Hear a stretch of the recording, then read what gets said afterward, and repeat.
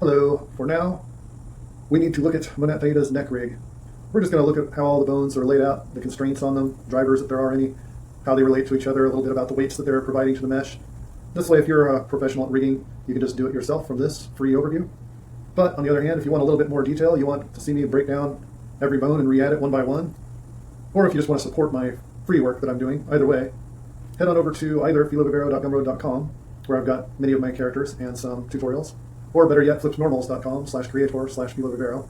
If you go to either one of these places, you can buy my characters. I like the look of the store here on the Flips Normals site better than Gumroad.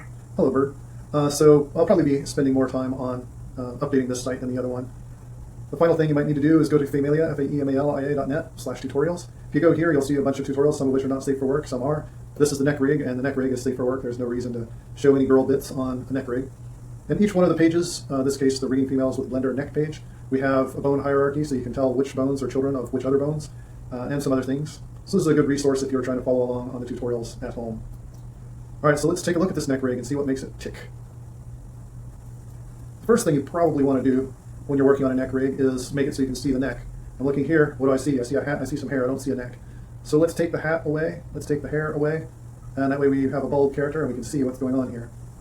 So let's twist it around a bit and see what happens. One thing is, once you twist it a certain distance, you also need to move it. You can't just twist necks. There's some movement of the head that goes with it. So this here is a little bit tweaked. So probably that was further than a human really could move their head. So it'll end up looking pretty awful when that happens. And back here it's a little bit too stretched. So as you can see, the deforms are pretty good. We don't just deform because problem with the neck especially is there's a lot of muscles and tendons that move around quite a bit underneath the skin, and then the skin is kind of a smooth surface that lays on top of all that stuff. And it's connected here and there, but there are a lot of places where it's not connected, and where it's not connected you get a dramatic smoothing effect. And so we kind of have to emulate that here on her by, if we click her body mesh and look at her modifiers, there is a smooth modifier. This is a corrective smooth, and this corrective smooth is on a set of vertexes that are just in her neck, and that way it smooths just this area a certain amount. And I have, as you can see, quite a lot of smoothing, 1.1, repeating 6 times. So if I take that away, you can see the neck is a little bit jagged, the vertexes are a little bit weird. So this kind of helps bring it back to what it would look like with the neck skin kind of over the top. Still not perfect, but it's pretty close, and as long as you're okay with sticking within, let's say, the normal 80% of range of motion of a neck, you'll be fine. It's only when you do some really, really, really difficult stretched poses that things start looking weird. So let's take a look at what range of motion we do have here. So we can tilt her head all the way back, and we have to move it back as well, because again, you don't just rotate, you also move. What happens here is there's a little bit, her throat kind of sticks out a little bit, and you can kind of see how much it's sticking out by turning off this one constraint on a bone that's here in her throat. We'll talk about that here in a second. And then let's tilt her head all the way forward then. First we'll grab it, put it forward, then we'll tilt it forward, maybe put her chin all the way into her neck. Probably her head would do something a little more like that if that was the case. So as you can see, this is pretty far, this is pretty bent, pretty tweaked. Definitely not as far as a human could really bend their neck. Like if, say, she was laying on her neck and head on the floor, she could probably go almost a 90-degree angle here. And maybe we could actually get that. But I think the deforms would start looking bad. So as long as you stick within, say, about 80% the normal range of motion, you're going to get pretty good deforms with this rig. All right, so what makes the rig up? Let's actually start in the throat, since that is the newest part that I have. So there's a bone here that's a child of the jaw. So as she moves her jaw around, that bone also moves. Child of that. It does a stretch to this gray bone here. And I guess we should say, what is the gray bone a child of? The gray bone is actually a child of deaf neck. Deaf neck is right here. All right, so back to what's going on. This thing that's a child of the jaw, it does a stretch to that bone in her neck. So it's stretching to the head part of the, or tail, I suppose. So the head is down here, the tail is up here. And so it's stretching to that, not a full weight, that way as her jaw moves, so does the back of her, kind of the top of her throat, I suppose, back of her jaw where those kind of join, that ends up moving because the stretch to constraint doesn't have the full weight. The next bone, this is a child of that upper throat, so we've got a throat pot. That one has also stretched to the same gray bone, but the head in this case, which is down here. Then that bone itself, as I mentioned earlier, it's a child of the neck, and it has a transformation constraint. And so what this is her head control as it rotates on its x-axis, which is this way, forward and back, like that. As her head rotates on that x-axis, it moves on its y and z direction. So y is up and down, like in this case towards her skull or towards her chest, and z is forward and back, as in away from her back or towards her back. And so again, we can see what's going on if we, say, rotate her head back quite a lot like that, and then take that constraint and turn it on and off. If I turn off the constraint, you can see it move quite far back and quite far down. So that gives it kind of pulls her throat out when her head is tilted back like that. And it does the opposite when her head is tilted forward. So if I take this, tilt it forward, maybe move it so it looks reasonable. Then we take a look at this. Now we can see if we turn off that constraint, it moves forward and up. So what's happening is, as her head is tilted forward, her throat basically pulls back into her body, which probably isn't anatomically correct, but what that does do is cause her sternocleidomastoids to become more pronounced, which is a desired effect. Looks kind of nice. I suppose the most correct thing to do would be have the sternocleidomastoids say scale on that axis, but we'll get there one day. This is what we got at the moment. All right, so the next thing is, let's talk about this sternocleidomastoids. Or maybe we should talk about this very topmost thing about this. This is the neck, right? So the neck has stretched to the deaf head, so there's a bone that's part of her head, and this just stretches to that. But before it stretches to that, it copies the rotation of deaf head. Deaf head copies the rotation of this controller. So basically what this means is, as this controller rotates, the deaf head, which we can't see, rotates, but that also means this neck rotates. Because the neck rotates, all the things that are children of it, like the thing in her throat, those all also rotate. So we can turn off that rotation and see what happens. In this case, it's pretty minor, but you can see her throat moves if I turn off that constraint. Because as her head rotates, so does the neck, so does that throat, the bone in her throat, which you would see here. So that just makes it so that we have that kind of fold of skin moving from her neck into her jaw will kind of move along for the ride. All right, so now let's talk about the sternocleidomastoids. Sternocleidomastoids are a child of controlled chest resize, right? So that is, if I want to resize her chest, it makes everything bigger. And it also means it basically stays here at the base of her neck where her clavicle is. So the clavicle, as you can see, is also a child of chest resize. So basically that just means these two bones move together. So the base of the sternocleidomastoid won't ever move.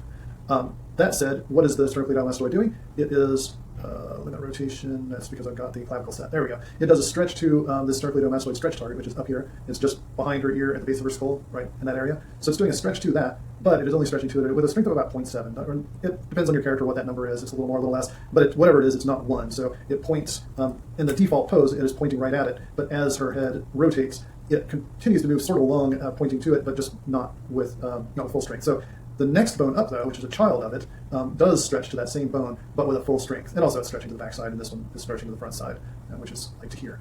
So what that does is cause that sternocleidomastoid to sort of bend around her neck, so that when you're viewing it from, well, I guess when you're viewing it from anywhere, but as her neck turns, then that tendon sort of bends around or curves around the neck. Or if she's facing the other side, it just kind of is more straight. A little bit bent, but it's bent already in its default state. So this makes for a really nice set of deforms for both of those sternocleidomastoids.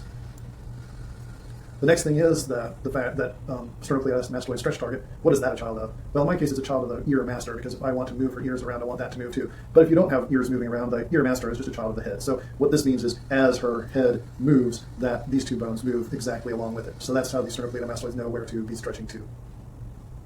The next thing is, I suppose I'll talk about these. I've got these skull bones in here. I don't like weight painting, so what I do is I just put some bones where I need weight to be. These are all just children of the head along with this. And so they just are defining the weights of her skull. And I have another one up in here, right? So just these are the various ones. These, if you look at what their weight contributes to, it's basically all the spots where I don't want her head to deform at all. I want that skull to maintain its shape. Nothing terribly important to say there, except I'm also using one of these as a stretch target for the trapezius, the top of the trapezius. So the top of the trapezius is actually a child of the sternocleidomastoid, the bottom part of it. So these two, this one back here is a child of this one at the front here. And that is just because I tried making it a child of various other things, the neck, or adding some crazy constraints and drivers and trying to figure out ways to make it move. In the end, I discovered that if it's a child of the sternocleidomastoid, it ends up in more or less the right place most of the time. So that's how I have that set up. But also it does a stretch to, and it stretches to oops, I need to be clicking the trapezius. So the trapezius also does a stretch to the bottom of the skull. That's this part right here. So this little corner right here, that is stretching to that spot. And it's stretching to it with a full strength. Now another thing that's going on is before the stretch too, I have a limit distance. So what happens here is if her neck is, if her head is tilted all the way forward, and then her neck like all the way like this, unless you can tilt it more forward, if I don't limit that distance, these end up coming way up here, and it makes her trapezius look giant. It like comes way out to almost her shoulder, and so it ends up making her neck look pretty distorted. So what I discovered is if I add a limit distance constraint on this, and I actually have it on surface, so it can't get too close, it can't get too far, and also I don't have a full strength on it, so the neck, or that muscle, or that tendon, I guess it's muscle, that muscle can move somewhat, but not very much because the limit distance is pretty strong on that. It also keeps it when her head is all the way back, or in some really tweaked poses, it keeps that from going too far from the neck. It kind of causes it to look better, and so in general, you want that limit distance, keeps it at the distance from the rest pose to there. The final bone that we have is this trapezius bottom, and the trapezius bottom is a child of the control chest resize. That way, again, if I'm resizing her chest, it causes kind of the bottom of her trapezius to scale as well to look good. But I always want it to be attached to this, so because I can't have it be a child of the trapezius top, what I do instead is I have it copy the location. So this is a copy location constraint with full strength, so wherever this top bone goes, the bottom bone follows. And so the other thing is it needs to stretch to this little stretch to target that's in her shoulder. It's in her shoulder, but it's a child of her clavicle. I've been thinking about moving that into the shoulder, but every time I do, something ends up making it look wrong. So far, just having it be a child of the clavicle ends up being the best situation for that. And so, I mean, I guess there is the clavicle bone itself. Not much to say there. I don't have it going very far into the shoulder because as her shoulders deform, the pectoral takes care of a lot of the deforms in this area. So as you can see, the clavicle stops pretty short of the actual clavicle, probably about 2/3 of the way up to where it would actually go. And the only thing about it is I have a limit rotation to kind of keep it from doing wild things. I think that does cover every bone in the neck. So again, if you're good at rigging, go to it. If you're not good at rigging, you want a little bit more detail, go to familia.net tutorials, start taking a look at this, and then head over to flipnormals.com, creator Filo Rivero, and either grab the neck rig, which will be available on the store later, I think later today, or gumroad.com, filorivero.gumroad.com, and pick it up. If you don't actually need a tutorial, but you like the work I'm doing and you want to support me, then just buy a character or buy a tutorial. Just spend whatever amount of money you feel matches the value that I'm bringing to the world with my work. So thanks so much for watching. Have a good day.